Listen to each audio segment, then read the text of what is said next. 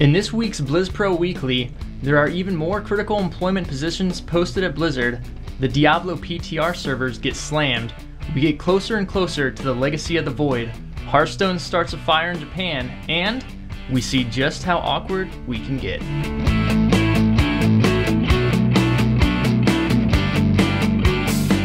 What's up everyone, I am Greg, the not quite as epic of a beard as the beard, Parker.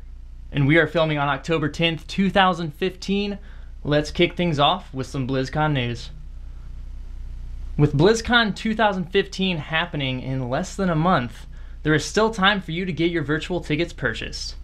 This year's epic collection of in-game goodies will be available to everyone who purchased a BlizzCon virtual ticket and will be unlocked for use after BlizzCon begins.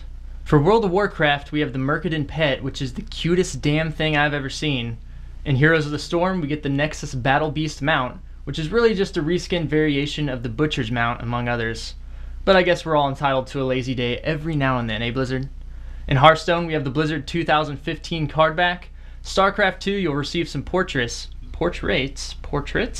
And in Diablo 3, we'll get some BlizzCon pennants, a pet, and a portrait. We're going to take a bit to do some more formal introductions of the new hosts, so you know where we're coming from and you can get to know us. After that, we'll get into some HOTS news. Do you have a strongly worded opinion about how broken Patron Warrior is? Do you want to give Blizzard a piece of your mind? Well, you came to the right place. Send your thoughts to Dear Clover from BlizzPro@gmail.com, and we'll share your thoughts and opinions right here on the show. Let him have it.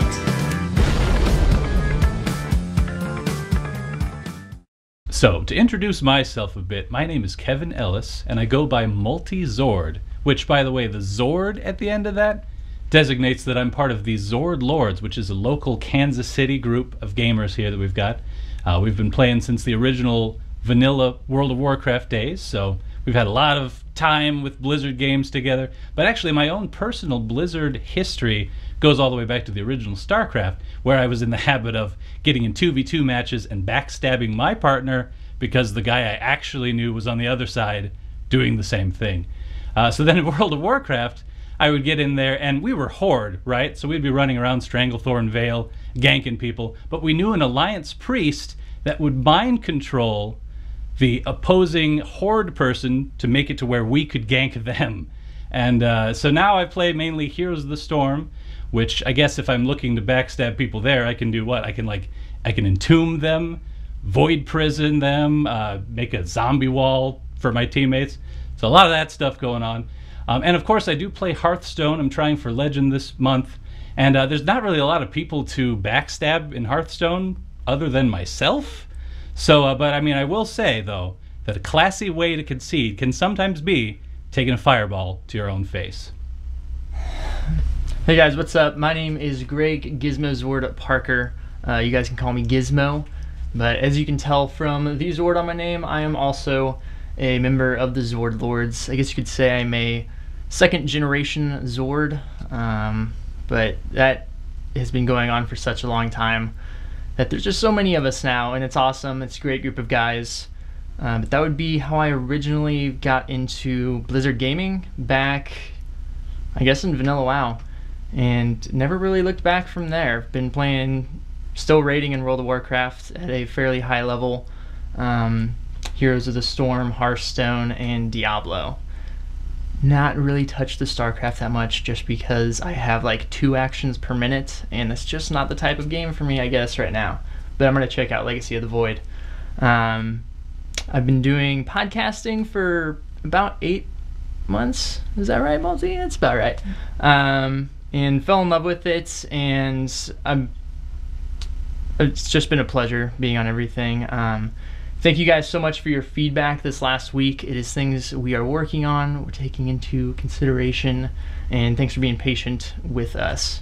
And as we get better, my beard will grow larger, and maybe, just maybe someday, be worthy of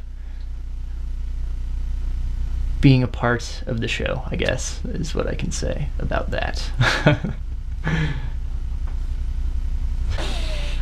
Hey everybody, Spades Lund here, Mr. Long Hair Don't Care. It is an honor to be a part of the Blizz Pro Weekly team to go from simply playing the game for over 8 years, Survival Hunter, Exotic Tamer, Beast Smasher, you get the point. To go from doing all that to now being able to report on the weekly updates that we find throughout the community and also from some of the directs themselves, and then give it to you guys for you guys to use. A little bit about myself. I am an artist. I do spoken word. I also do rap, and I've done both for well over 8 years. We're going on like 10 or 12 of those. On a professional, the last 4 years. So Google Spades Lund if you want to know more about me. Come to Blizz Pro Weekly, where you can check me being one of the personalities along with 3 more amazing people. Have a good one. Oh, and by the way, I know you guys missed the beard on our former host, but let me tell you something right now. You do not want me growing a beard, because my face has 2 modes. It's either clean shaven or creepy. Seriously, if I let this thing go more than a couple days, I end up looking like I'm the night manager at a seedy motel, just sweeping the cockroaches under the rug. So trust me, it's for the best. Nobody wants to see that.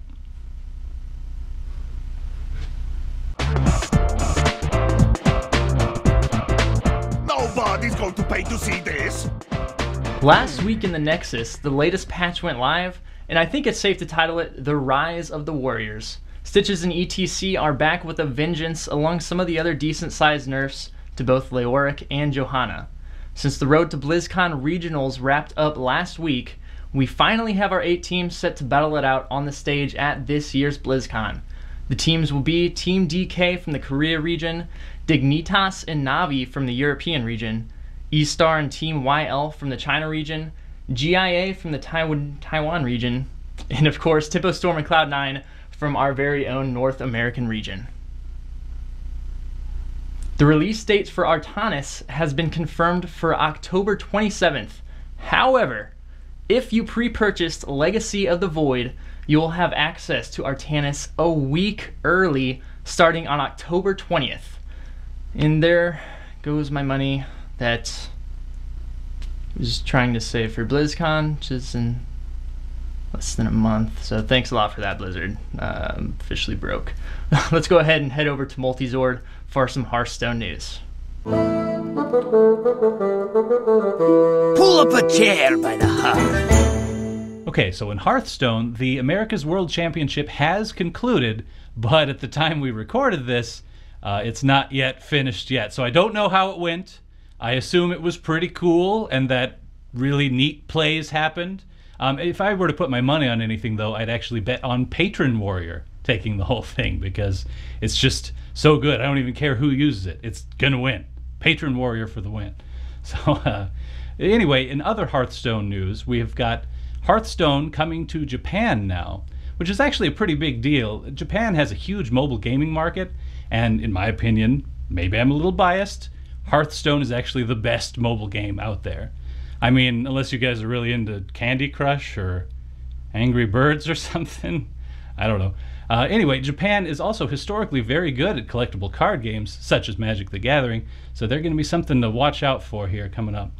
As for myself, I did hit rank 5 on October the 9th on the ladder, and so now the real grind's going to begin. I hear it can be really grindy there. But anyway, the secret to my success, of course, is the Secret Paladin deck.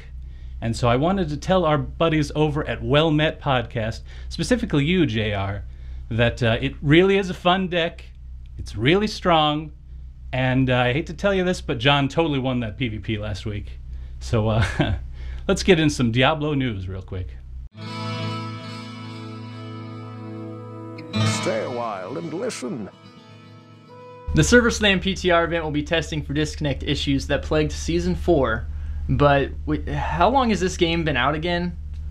Hell, it's about damn time. Hey Clover, what's up with StarCraft?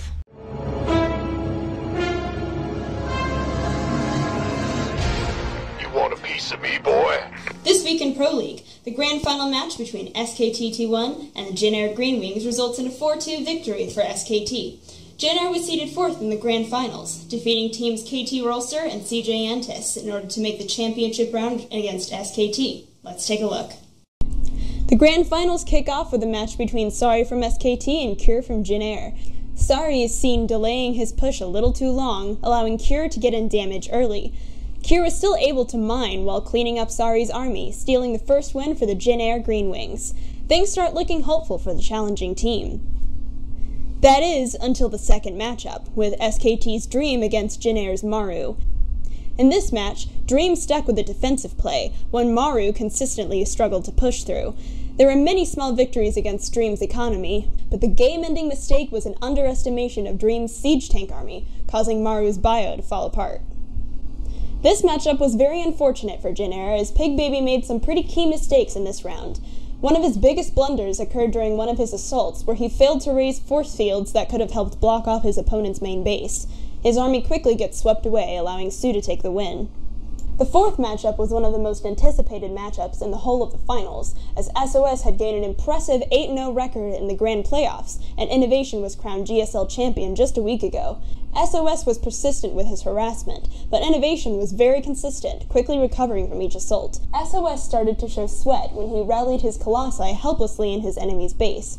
It was clear Innovation knew he was ahead, but kept persevering, building up his army strength and, in the end, became too overwhelming for SOS, putting the score at 3-1. Things were looking sour for the Jin Air Green Wings at this point, but Rogue helped turn the tables in this match. They both opened really greedy, but Rogue took a quicker third base and used that to get more roaches, which ended up winning the match. For the most part, the two were matched up in the beginning, but Classic's play was a little less focused than normal. When Classic was taking a third, Trap went for the push. In the end, Classic took the victory when Trap desperately went all in and lost due to his lower Colossi count. This match brought the score to 4-2, making SKT T1 once again the Pro League Grand Finals champion. Fantasy wins 3-2 in a tiebreaker match against Hyun, finalizing the BlizzCon bracket. We'll have more on BlizzCon next week.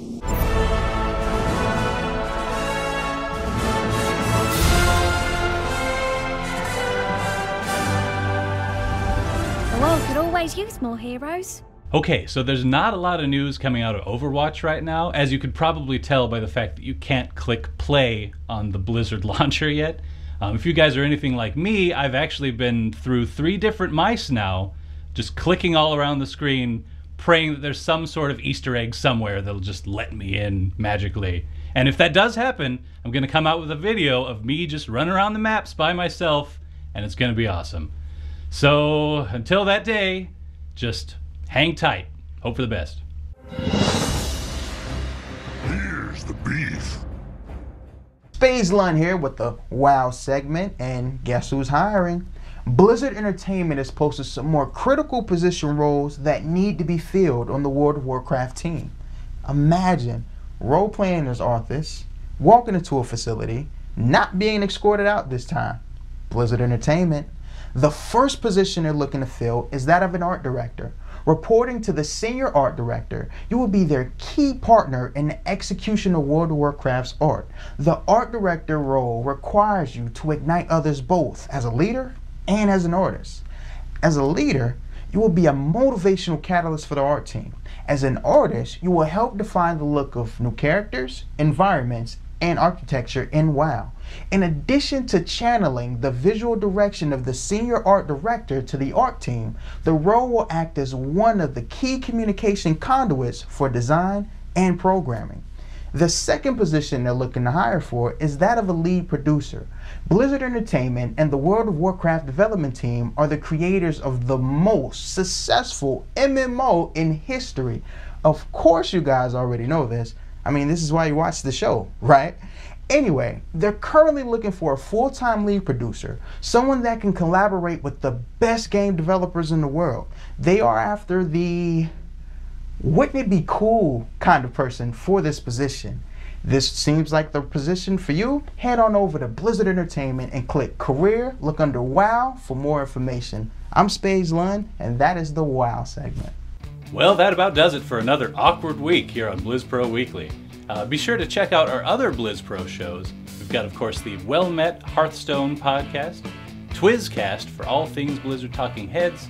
We've got the Heroes of the Storm Power Hour, West March Workshop for Diablo, And of course, you can also check out the Zords on our own podcast called Lords of the Storm, where this week we went over Tyrande, or however you pronounce her name.